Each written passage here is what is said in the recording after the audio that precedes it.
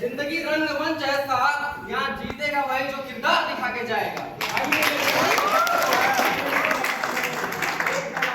एक पिरानी, दोनों मर गए, खत्म कहानी। लेकिन असल जिंदगी में तो कुछ और ही कहानी है। एक था डॉक्टर, एक था मरीज।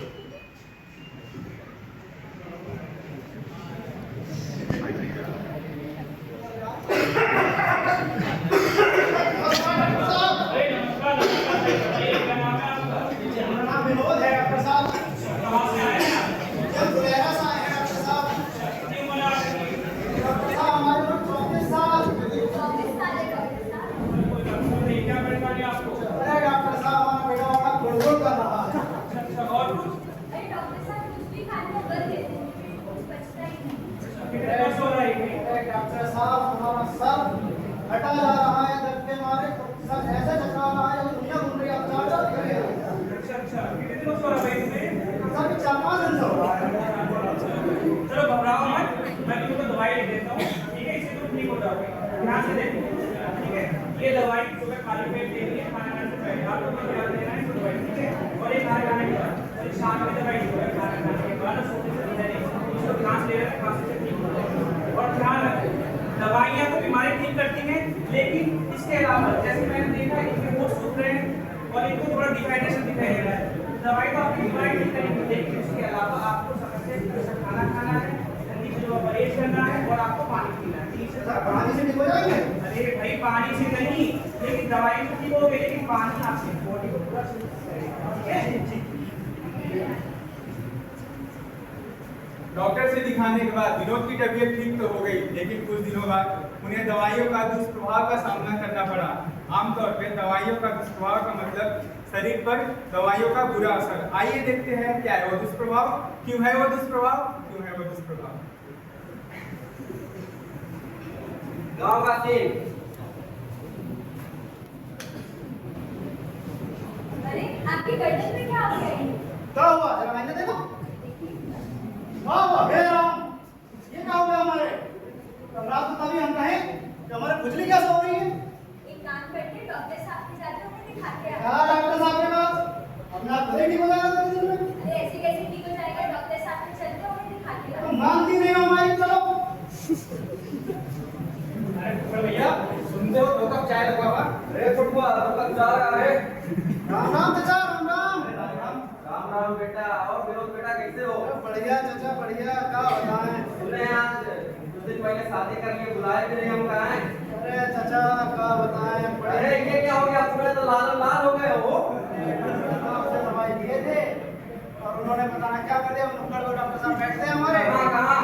वही चौराहे पे। अरे वो 4-5 तो निपटा दिया है एकदम खत्म।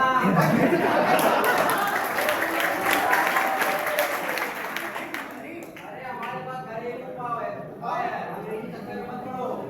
बता रहे हैं आपको, हमारे पास बढ़िया हल्दी लो और नीम का पत्ता और बढ़िया पीस के लगा दो, सब सही हो जाएगा, सब खत्म। हो गए। आप शांति से डॉक्टर साहब के चलिए, इनकी मत। जाओ अंग्रेजी में राम लेके कोई ना होवे के तक।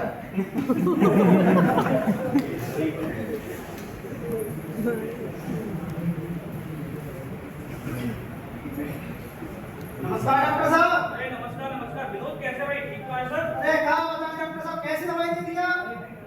बताओ क्या बात है? अरे डॉक्टर साहब ये दे दिया, ये देखिए क्या हुआ हमारे। देखिए डॉक्टर साहब लास्ट क्या हो गए तुम्हारे और कहाँ मैं? अरे डॉक्टर ऊपर से लेके नीचे तक, आगे से लेके पीछे तक रखिए हमारी। दवाई तो ठीक से लिखी ना? अरे डॉक्टर साहब जैसे आप बताए थे वैसे ही दवाई दिए थे। मुझे लगता है कि आपने दवाई सुन कर खाई थी। डॉक्टर साहब आपने जैसे पर्ची में लिखी थी वैसे ही। अरे डॉक्टर साहब 2-3 बार दवाई ली हमने। अरे कोई ऐसा नहीं है, तुम कुछ खाते पीते हो और इसको तुम दवाई ले रही हो। नहीं डॉक्टर साहब जैसे आप बताए वैसे ही लिए। अच्छा चलो दिखाओ और हमारे पास दवाई दिखाओ। अरे भाई तुम्हें तो दवाई का एडीआर हो गया है। ये क्या होता है डॉक्टर साहब? दवाइयों का एडीआर, सरल भाषा में बोला जाए तो दवाई का दुष्प्रभाव, जो कि गलत दवाई खाने से या गलत समय पे लेने से या किसी ऐसी चीज के साथ खाने से जिससे आपका दुष्प्रभाव होता है दवाइयों का एडीआर। जैसे विनोद जी का हुआ है। जरूरी नहीं है कि लाल चकते ही हो, पेट फूलना, कब्ज होना या आपको चक्कर आना, नींद ना आना, ये सारे दुष्प्रभाव हैं आपके गलत दवाइयों के खाने की वजह से।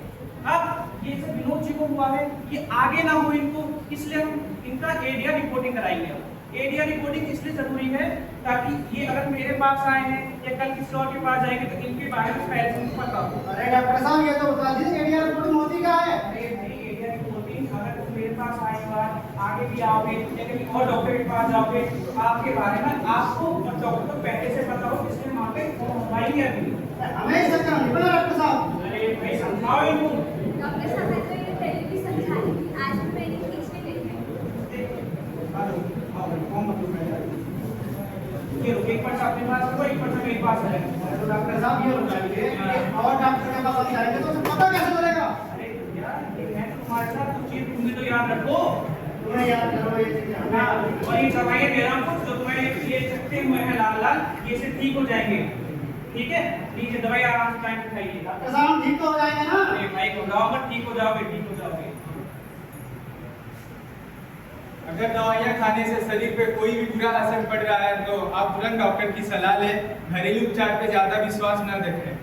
आइए देखते हैं एक और पेशेंट की कहानी, माँ बेटी और डॉक्टर की जुबानी। इन सेकेंड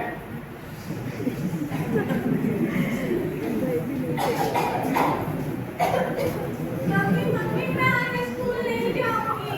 क्यों नहीं जाएगी? 75% कौन पूरी करेगा? जाओ।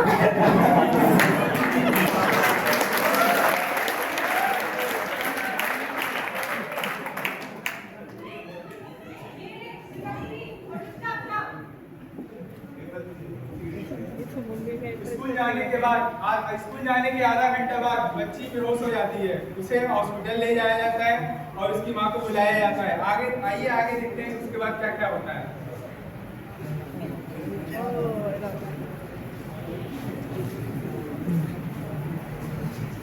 डॉक्टर साहब मेरी बेटी को क्या हो गया ये?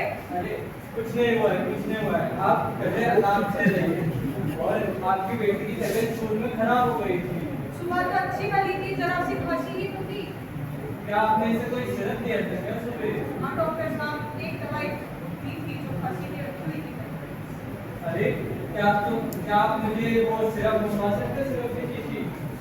हाँ डॉक्टर साहब, यदि सुनते हो वो जो खांसी के सिरप लाए थे वो जरा लिया, डॉक्टर साहब बुलवा रहे हैं।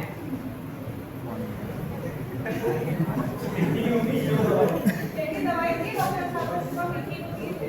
अरे ये दवाई तो पिछले 3 महीने पहले ही एक्सपायर हो गई है, फिर भी आपने दे दी। नानी को तो इन सबके बारे में ज्यादा जानकारी है और नानी मैंने जल्दबाजी में ही देखा डॉक्टर साहब। मेरी बेटी से ठीक हो जाएगी ना? अरे आप बिल्कुल टेंशन ना लें, आपकी बेटी बिल्कुल ठीक हो जाएगी। ऐसा कुछ भी हुआ करे सबसे पहले डॉक्टर से जाए, घरेलू इलाज ना करें। ठीक है डॉक्टर साहब। दोस्तों ये सिर्फ एक कहानी नहीं, ये एक सच है जो हमारे आसपास हर दिन घटता आ रहा है। अंधविश्वास बिना सोच समझ दिए गए इलाज जानलेवा हो सकता है।